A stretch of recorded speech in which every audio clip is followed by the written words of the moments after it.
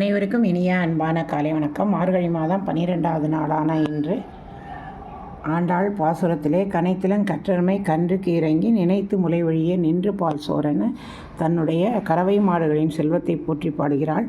கன்று ஈன்ற எருமையானது தன்னுடைய கன்றை நினைத்த உடனே அப்படியே பால் சொரிந்து அவங்க வீடே சேராக இருக்கும்.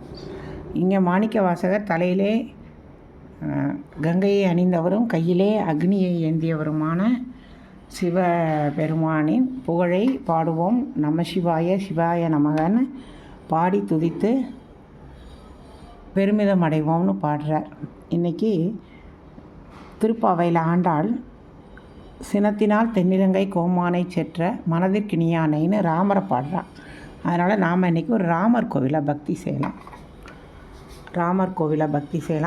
இந்த ராமர் கோவில் திருநின்ற ஊரில் ஏரி காத்த ராமர். எல்லாருக்கும் ஏரி காத்த ராமர்னால் மதுராந்தகம் தான் தெரியும். ஆனால் திருநின்ற ஊரில் ஏரி காத்த ராமர் இருக்கார். இவர் அத்தி மரத்தால் ஆன ராமர். 8 அடி உயரம் ராமர், சீதா பிராட்டி, லக்ஷ்மணன் 3 பேரும் அத்தி மரத்தால் செய்யப்பட்டவர்கள்.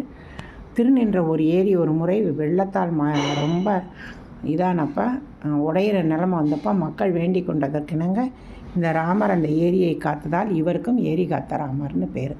மதுராந்தகத்தில் இருக்கிறது 108 திவ்ய தேசத்தில் ஒன்று, திருநின்ற ஊரில் இருக்கிறது ஏரி காத்த ராமர். திருநின்ற ஊர்லேயே இன்னொரு திவ்ய தேசம் இருக்கும், பக்தவத்சல பெருமாள் எண்ணெய் பெற்ற தாயார்னு. இது அதே ஊரில் இருக்கிற ஏரி காத்த ராமர்.